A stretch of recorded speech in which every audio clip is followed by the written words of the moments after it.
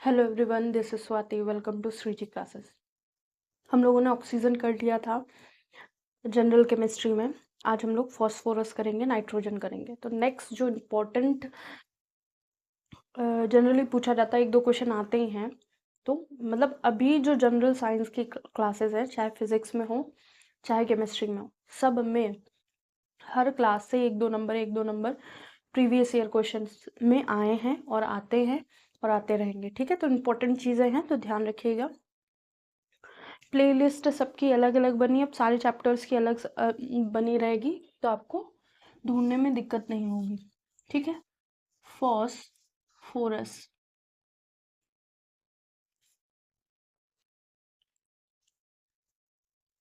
ठीक है, फॉस्फोरस को रिप्रेजेंट करते हैं पी से। ये हमारा पी ब्लॉक का एलिमेंट है।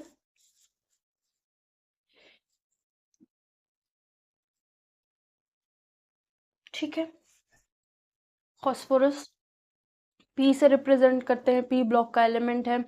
नाइट्रोजन के बाद होता है, एटॉमिक नंबर 15 है।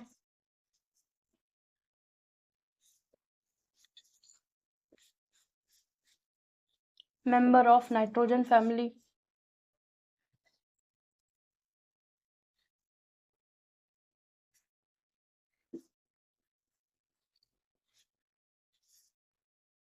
ठीक है, तो ये जनरल बातें होंगी। वैलेंसी क्या होगी? 3 हो सकती है, 5 हो सकती है इसकी। ठीक है, तो फर्स्ट जो हमको समझना है वो है एलोट्रोप्स ऑफ फॉस्फोरस। अगर कुछ जनरल बातें और हैं तो वो समझ लेते हैं। उसके बाद टाइप्स ऑफ, या किस तरह के फॉस्फोरस होते हैं, या कह सकते हैं एलोट्रोप्स ऑफ फॉस्फोरस। ठीक है,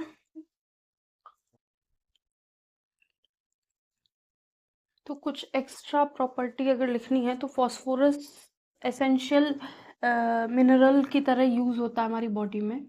तो phosphorus found in food items, तो प्लांट में भी प्रेजेंट हो सकता है। ठीक है, और phosphorus present in DNA, DNA में प्रेजेंट होता है, एक इम्पॉर्टेंट रोल प्ले करता है। आरएनए में मिलता है। ठीक है, और जो हमारी बोन्स और टीथ है, बोन्स और टीथ है, उनमें भी इनका कंपोनेंट होता है। बोन्स एंड टीथ, तो जो टीथ का इनेमल है उसमें फास्फोरस का माउंट होता है। ठीक है, फर्टिलाइजर्स में यूज होता है। तो अब हम बात करेंगे एलोट्रोप्स ऑफ फास्फोरस।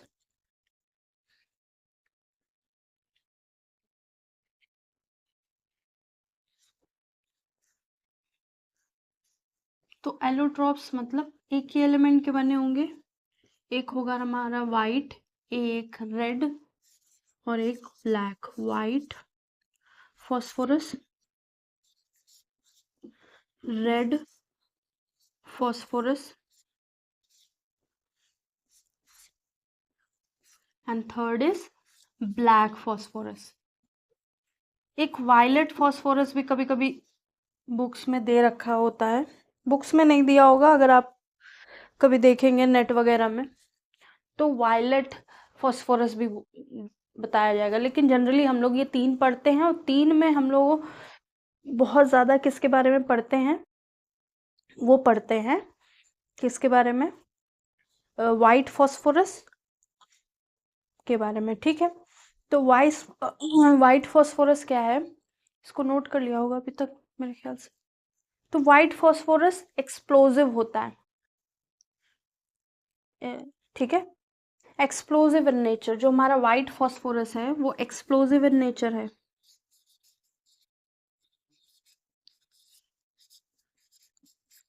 या फिर कह सकते हैं बहुत रिएक्टिव है। और रेड और ब्लैक इतने नहीं है जितना वाइट है। ठीक है, तो जो रेड फॉस्फोरस है वो हम किस में यूज कर रहे हैं? रेड फॉस्फोरस हम मैच स्टिक में यूज कर रहे हैं। मैच स्टिक,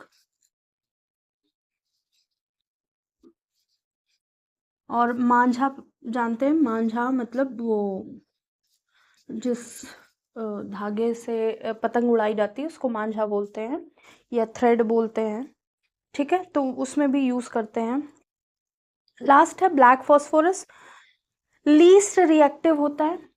ठीक है, तो ये लीस्ट रिएक्टिव होता है, इसके बारे में ज़्यादा बात नहीं करी गई है, तो हम इतना ही समझ लेते हैं कि ये लीस्ट रिएक्टिव होता है बस। ठीक है, और जो सबसे ज़्यादा reactive, most reactive, that is white phosphorus. ठीक है, तो एक एक तीनों के बारे में जो भी चीज़ें पढ़नी है वो हम पढ़ेंगे।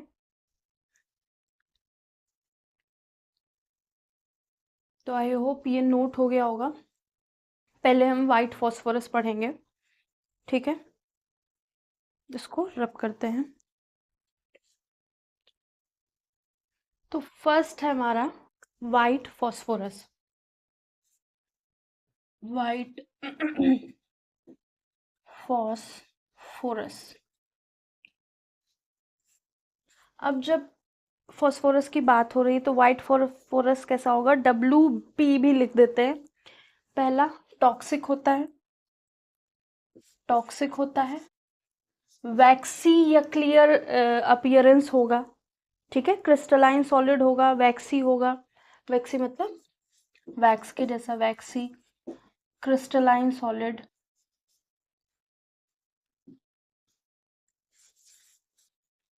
ठीक है, क्लियर होगा, अपीयरेंस जो होगी क्लियर होगा, या फिर कह सकते हैं कलरलेस या फिर येलोइश बोल सकते हैं। ठीक है, येलोइश, हल्का सा येलोइश या कलरलेस, कलरलेस और येलोइश। ठीक है, तो ऐसा देखने को मिल सकता है, क्रिस्टलाइन नेचर होता है। ठीक है, और स्मेल कैसी होती है इसकी, गार्लिक जैसी, लहसुन जैसी, स्मेल्स लाइक गार्लिक। ठीक है, तो ये थोड़ा सा एक्स्ट्रा बातें। फिर हाईली रिएक्टिव है, हाईली रिएक्टिव, हाईली रिएक्टिव है तो एक्सप्लोजिव भी होगी।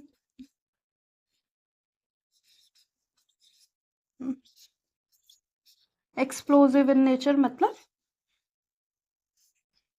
बूंद की तरह फटती है या बम की तरह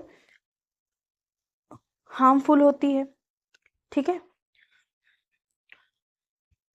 बॉडी में लगेगी तो बॉडी में कुछ ना कुछ इरिटेशन प्रोड्यूस होगी, आँखों में जाएगी तो वहाँ इरिटेशन होगी, इनहेल कर लेंगे तो इनडाइजेशन हो जाएगी, तो अलग अलग स्किन के कांटेक्ट में आ जाएगी तो कुछ अलग, तो मतलब एक तरह से ये हार्मफुल है। तो टॉक्सिक लिख ही लिया हम लोगों ने, तो हम हार्मफुल उसी में आ गया। अभी क्या है, इसको हम यूज़ कहाँ करते हैं, तो स्मोक बम, स्मोक बॉम्ब होते हैं, यूज्ड इन स्मोक बॉम्ब।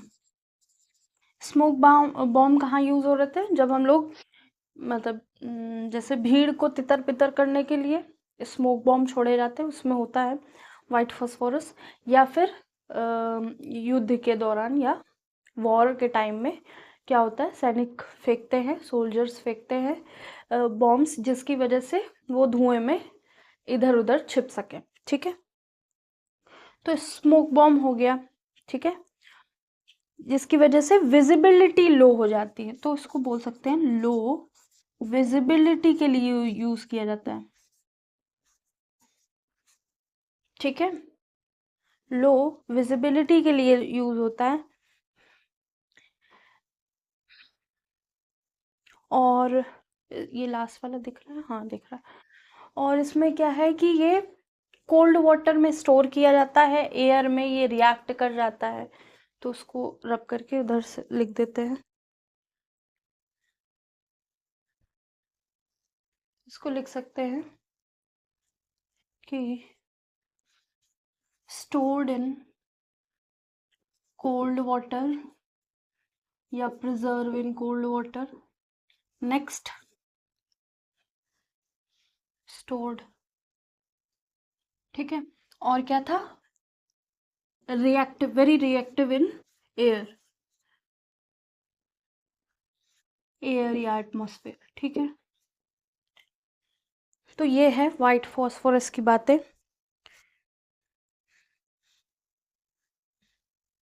तो रेड फॉस्फोरस क्या है, मैच स्टिक में यूज होता है। ठीक है, इसको नोट कर लीजिए, फिर रेड लिखवाते हैं, फिर बाद में ब्लैक की बात करेंगे।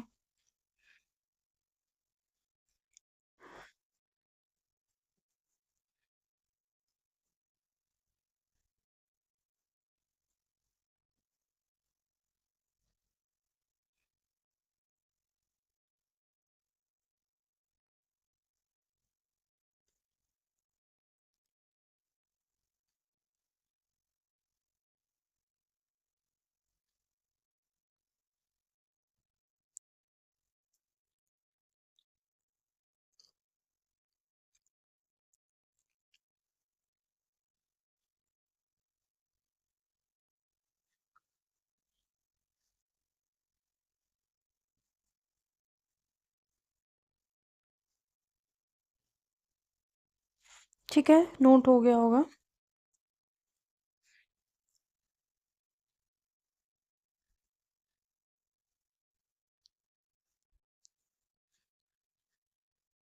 तो ऐसा फॉस्फोरस जो क्या है, हमको फर्टिलाइजर में हम लोग यूज कर रहे हैं, वो है रेड फॉस्फोरस। ठीक है, रेड फॉस्फोरस ही हम फर्टिलाइजर में यूज करते हैं। तो ये देखने में रेड कलर का होता है, नॉन टॉक्सिक होता है, ओडरलेस होता है, नॉन टॉक्सिक, ओडरलेस मतलब स्मेल नहीं होती है। ठीक है, पाउडरी टेक्सचर होता है, रेड कलर का होता है, ओडरलेस, रेड कलर्ड,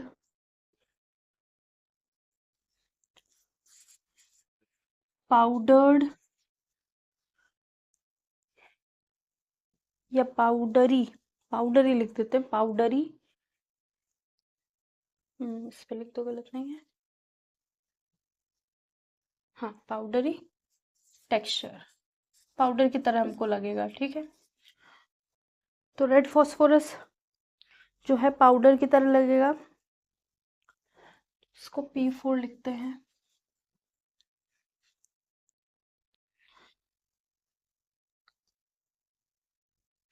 देखिए, ये सेमीकंडक्टर में भी यूज़ हो रहा है, फर्टिलाइजर्स में भी यूज़ हो रहा है, फार्मास्यूटिकल इंडस्ट्री है उसमें यूज़ हो रहा है, थर्मोप्लास्टिक और थर्मोसेटिंग है उसमें भी यूज़ हो रहा है। तो बहुत सारे यूजेस हैं, आप चाहें तो लिख सकते हैं। मैच स्टिक वाला इम्पोर्टेंट है।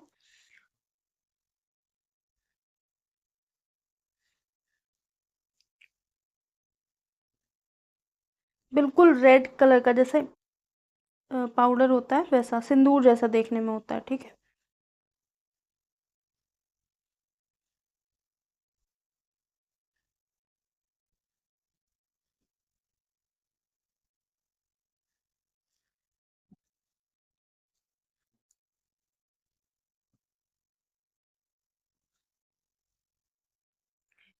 फ्लेम रिटार्डेंट भी बोल सकते हैं, मतलब जैसे जो यूज्ड एज फ्लेम रिटार्डेंट, मतलब ऐसी थर्मोसेटिंग और थर्मोप्लास्टिक जो होते हैं उसमें मिक्स कर दिया जाता है, तो वो आग से बचा रह सकता है, कहने का मतलब ये है। ठीक है, मतलब आग उसको ज़्यादा इफेक्ट नहीं करेगी।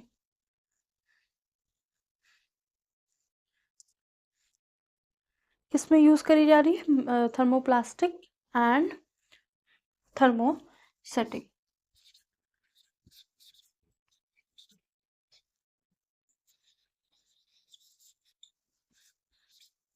तो ये पॉलीमर्स हैं जो हम लोग पढ़ते हैं, पॉलीमर पे पढ़ेंगे, थर्मोप्लास्टिक, थर्मोसेटिंग, जहाँ पे क्या है कि ये प्लास्टिक जो बोलते हैं, प्लास्टिक का ही फॉर्म होता है, अलग अलग चीज़ें बन रही होती, वो हमको देखने में प्लास्टिक जैसी लगती, तो उसमें मिक्स कर देंगे तो क्या हो जाएगा, वो आग से जलेंगे नहीं। बहुत ज़्यादा होगी तो हो सकता है जल जाए, लेकिन छोटी मोटी आग से उनको नुकसान नहीं होगा। अब हम बात करेंगे किसकी, ब्लैक फॉस्फोरस की। इसको नोट कर लीजिए।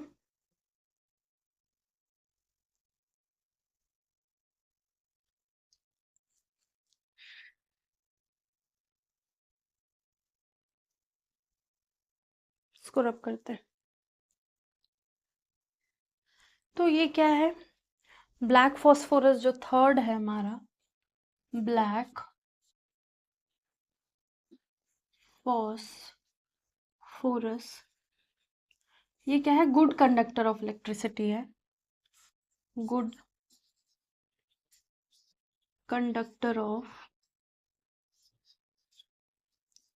इलेक्ट्रिसिटी। ठीक है, तो इसमें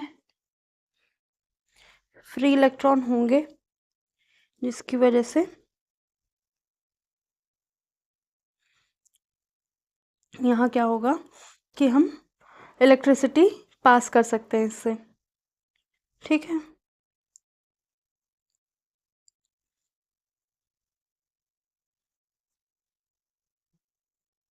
तो ये एनर्जी स्टोरेज डिवाइस में भी यूज होता है, तो इसको लिख सकते हैं used in energy storage devices. ठीक है, और बहुत ज़्यादा इसके बारे में नहीं पूछा जाता है, तो उसको इग्नोर कर देते हैं, एक्स्ट्रा क्यों पढ़ना।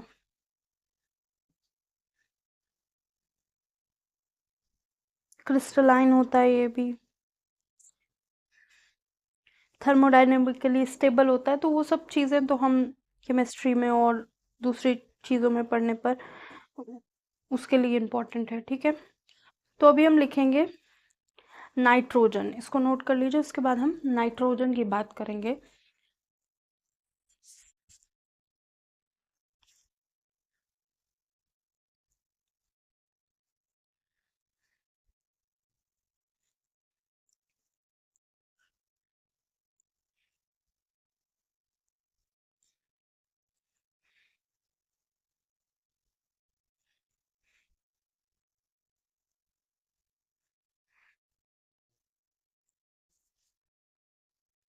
रब करते हैं इसको। तो जो नाइट्रोजन है वो भी क्या है, जिस तरह से फास्फोरस था वह उसी ग्रुप का मेंबर है।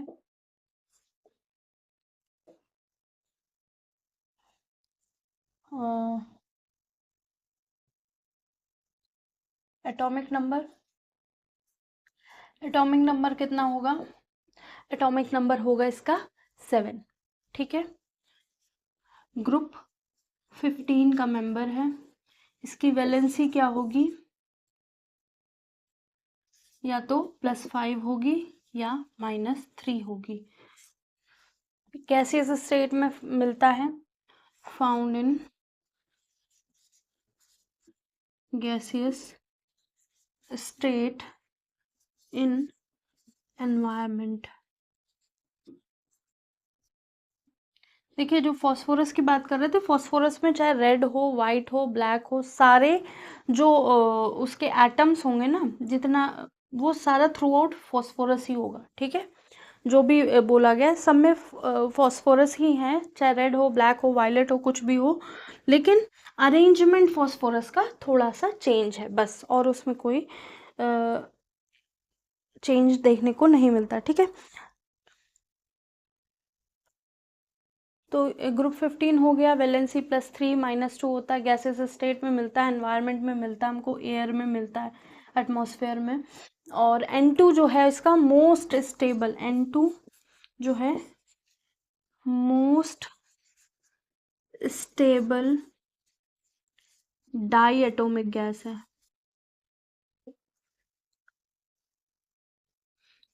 मॉलिक्यूल, ठीक है, या गैसियस मॉलिक्यूल लिख सकते हैं, गैसियस, गैसियस मॉलिक्यूल जो है डाई एटॉमिक के केस में N2 बहुत स्टेबल होता है। ठीक है, अब बात करेंगे कि ये एनिमल जो एक्सक्रीट आउट करते हैं, एनिमल एक्सक्रीट आउट, या जो वेस्ट होता है उसमें नाइट्रोजन होता है।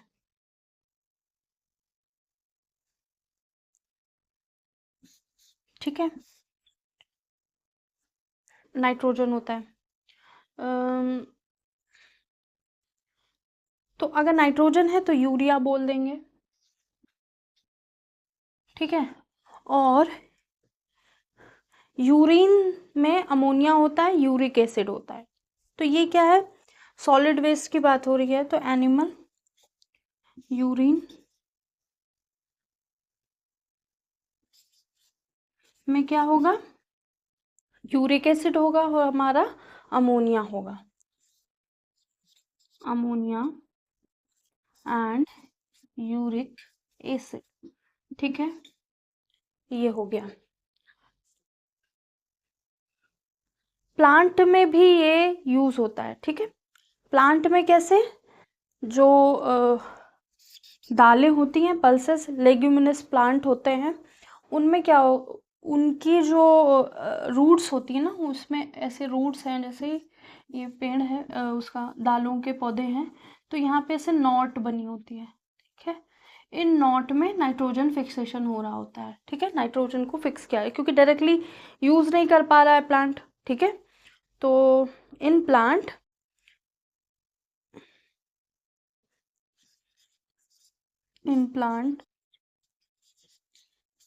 soil become fertile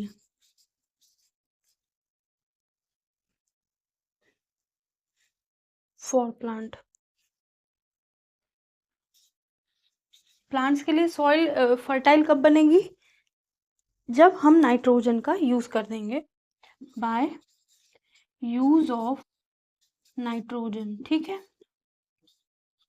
nitrogen fixation यहाँ पढ़ना नहीं है, लेकिन वो कौन कर रहा होता है, प्लांट ही कर रहे होते हैं, लेग्यूमिनस प्लांट ज़्यादा कर रहे होते हैं। ठीक है, अब बात करेंगे फर्टिलाइजर्स। फर्टिलाइजर्स में कौन कौन से होते हैं, फर्टिलाइजर्स में नाइट्रोजन, फॉस्फोरस, पोटेशियम, ये यूज हो रहे होते हैं। ठीक है, एनपीके या पीकेएन।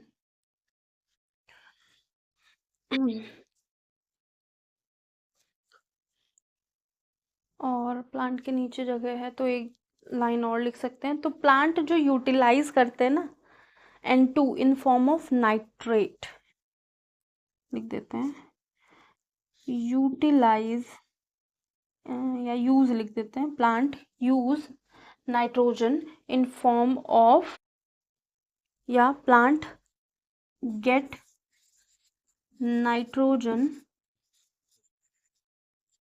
इन form of nitrate ion NO3 minus.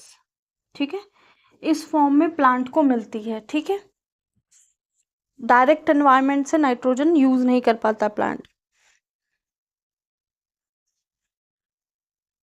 और जब ऐसा प्रोसेस हो रहा होगा कि नाइट्रोजन की जगह प्लांट नाइट्रेट ले रहा होगा, तो इस प्रोसेस को क्या कहेंगे, क्योंकि प्लांट यूज डायरेक्ट तो कर नहीं पा रहा है नाइट्रोजन, वो इस फॉर्म में चेंज कर रहा है, इस फॉर्म में चेंज करके फिर यूज कर रहा है, तो वो प्रोसेस क्या होगा, नाइट्रोजन फिक्सेशन। ठीक है,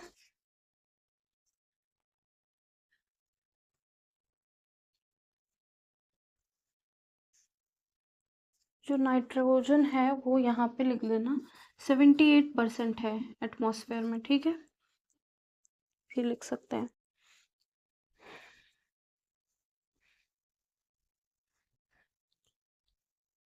इसको नोट कर लीजिए। नाइट्रोजन प्रिजर्वेटिव की तरह भी यूज होता है, किसमें, चिप्स वगैरह में, रेफ्रिजरेटर में रेफ्रिजरेंट की तरह यूज होता है, जिसकी वजह से हमारा जो चिप्स है वो रेंसाइड नहीं होता है, या कह सकते हैं रेंसिड नहीं होता है, या ख़राब नहीं होता है, इसमें स्मेल नहीं आती है।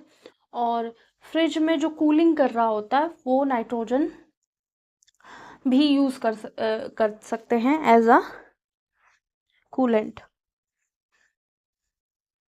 तो नाइट्रोजन क्या कर रहा है, रिड्यूस कर रहा है मॉइस्चर का, अगर हम उसको चिप्स को खराब होने से बचा रहा है। सेकेंड चीज़ क्या है, नाइट्रोजन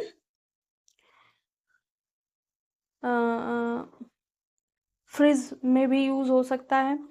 और नाइट्रोजन जो है व्हीकल में भी यूज़ होता है, उनके टायर में हवा भरने के लिए नाइट्रोजन यूज़ करी जाती है, ठीक है। एरोप्लेन के टायर में विंटर में हीलियम यूज़ कर देते हैं, और समर में नाइट्रोजन, ठीक है, क्योंकि नाइट्रोजन फिर क्या हो जाने लगा, मतलब फ्रीज होने लगती है, इसलिए विंटर में।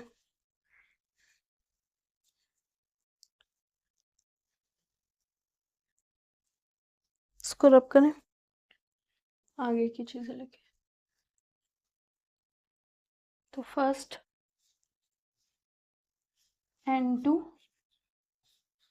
used to preserve, किसको, पैकेट फूड को, ठीक है। सेकेंड N2 जो एयर में मिलती वो यूज्ड इन एरोप्लेन टायर्स,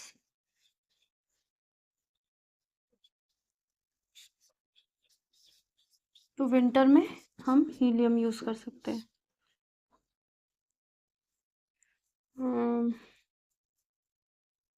जो इलेक्ट्रिक बल्ब होता है, इलेक्ट्रिक बल्ब,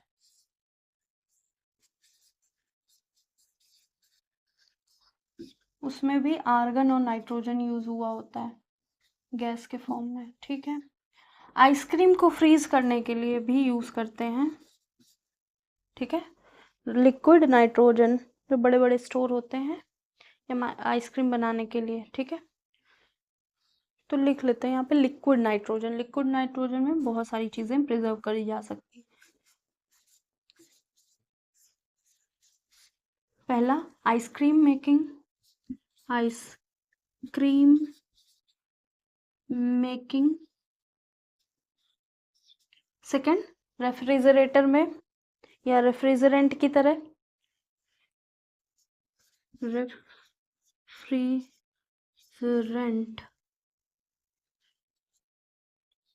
ठीक है।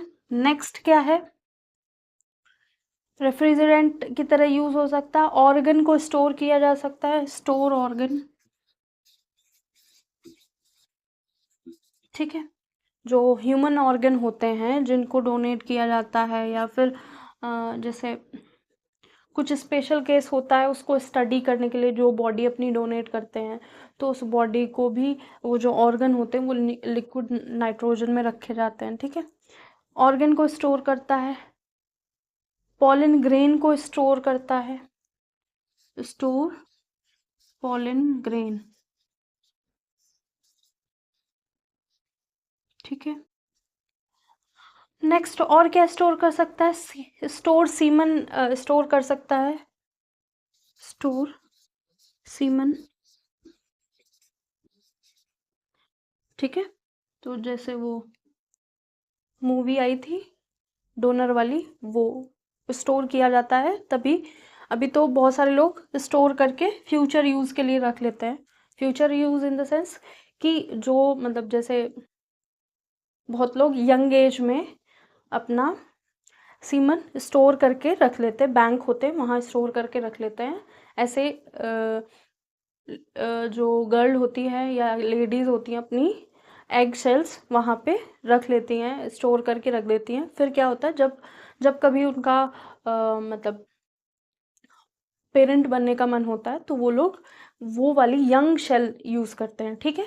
क्योंकि हमारी बॉडी धीरे धीरे क्या हो रही है, बूढ़ी हो रही है, तो जो बॉडी से वो यंग एज में जो उसमें जो भी हमारा बॉडी का मटेरियल था या बॉडी के अंदर जो भी चीज़ें थी वो बहुत ज़्यादा अच्छी क्वालिटी की थी, ठीक है। और फिर एज के साथ धीरे धीरे वो उतनी मतलब मुझे तो इतना वो नहीं है कि मतलब मेन चीज़ ये कहा जाता है कि उसमें स्ट्रॉन्ग है बहुत ज़्यादा, हर चीज़ का न्यू होता है, सीमन न्यू होता है, एग न्यू होता है, तो उनका वो प्रिजर्व करके रखते हैं कि जब चाहेंगे पेरेंट बनना तो वो फर्टिलाइज करके उसको यूज़ करेंगे, ठीक है। तो पॉलन ग्रेन भी ऐसे ही है। पॉलन ग्रेन का मतलब क्या है कि जो हमारी अच्छी फसल है या अच्छी पॉलेंस हैं उनको बचा के रखना, जब हम चाहें वैसा यूज़ कर सकते हैं, ठीक है। जैसे हाइब्रिडाइजेशन होता है कि हाइब्रिड पौधे बने हैं, ठीक है। तो उसी तरह पॉलेंस ग्रेन में क्या हो सकता है, जो अच्छे फूल होते हैं या अच्छे जो उनके सीड्स अच्छे होते हैं या फिर कुछ मॉडिफाई करना चाहते हैं हम प्लांट में, तो हम उसके लिए ये सब स्टोर करके रखते हैं कि हम जब चाहेंगे इसको अपनी इच्छा अनुसार यूज़ करेंगे, ठीक है। और डेड बॉडी को स्टोर करने के लिए भी, ठीक है, स्टोर डेड बॉडी। तो बॉडी को स्टोर करने के लिए जो एक कबर्ड ऐसी होती है, वहाँ लिक्विड नाइट्रोजन होती है और उसमें रखा जाता है बॉडी को स्टोर करके। तो ये है इम्पॉर्टेंट चीज़ें जो लिक्विड नाइट्रोजन के बारे में पता होनी चाहिए। और ह्यूमन ब्लड में डिज़ोल्व हो जाती है लिक्विड नाइट्रोजन, ठीक है। लिक्विड नाइट्रोजन ह्यूमन ब्लड में डिज़ोल्व हो जाती है, इसलिए इसको ऑक्सीजन सिलेंडर से में इतना ज़्यादा अमाउंट में नहीं रखते, कुछ अमाउंट हीलियम का भी ऐड कर देते हैं। तो वो हमने लिखा दिया है, आप चाहे तो पहले की क्लासेस देख सकते हैं, तो इसलिए वो नहीं लिखवा रहे हैं। बाकी ये चीज़ें बहुत इम्पोर्टेंट है, तो आप देख सकते हैं। तो लिक्विड नाइट्रोजन इतना स्ट्रॉन्ग होता है कि अगर हम इस टेम्परेचर पे, जो रूम टेम्परेचर है, हमने लिक्विड नाइट्रोजन अपना निकाला, किसी फ्रूट के ऊपर अगर डाल दिया, तो वो इतना सख्त हो जाएगा, इतना मतलब हार्ड हो जाएगा कि वो हथौड़े से भी नहीं टूटेगा, इतना वो फ्रीज हो जाएगा इस लेवल तक, ठीक है। जो एक लिक्विड नाइट्रोजन का टेम्परेचर होता है वो कितना होता है, -196 डिग्री सेल्सियस।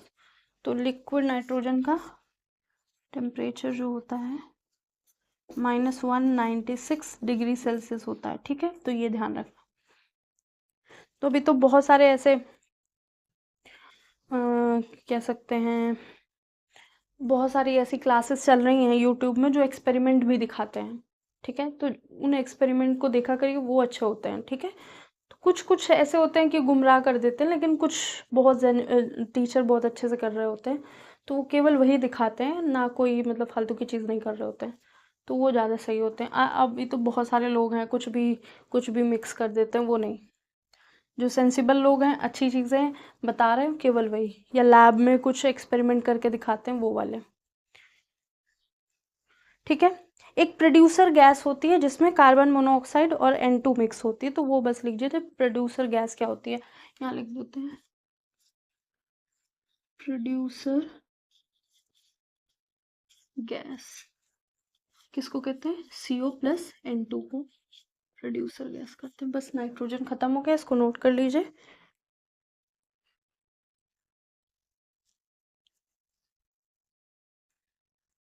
तो आई होप आज की क्लास समझ में आई होगी। बहुत इजी है, मेटल नॉन मेटल इजी के साथ साथ पढ़ना ज़्यादा पड़ता है, पढ़ना इन द सेंस लर्न ज़्यादा करना पड़ता है, क्राम करनी पड़ती हैं चीज़ें, तो वो आप कर लीजिएगा, क्योंकि सबको चीज़ें, जनरल साइंस तो बहुत आना है, क्योंकि जनरल साइंस ही आजकल रैंक डिसाइडिंग है, ठीक है। बाकी तो सब कर ही ले रहे हैं, हिंदी इंग्लिश मैथ्स, ठीक है। बाकी जो मेहनत करनी होती है इसी में करनी होती है, वो तो हिंदी इंग्लिश मैथ्स और रीजनिंग आई थिंक 3 से 4 महीने में आप कवर कर लेंगे। बाकी ये जो है ना, इसको साल भर देना पड़ेगा तब आएगी, साल भर नहीं तो फिर भी 6 महीने अलग से देने पड़ेंगे, ठीक है। तो आज के लिए इतना ही। लाइक एंड सब्सक्राइब कीजिएगा, कमेंट कीजिएगा, शेयर कीजिएगा, और जो भी आपको कुछ नया पढ़ना हो उसके लिए आप कमेंट कर सकते हैं। आज के लिए इतना ही। Thank you.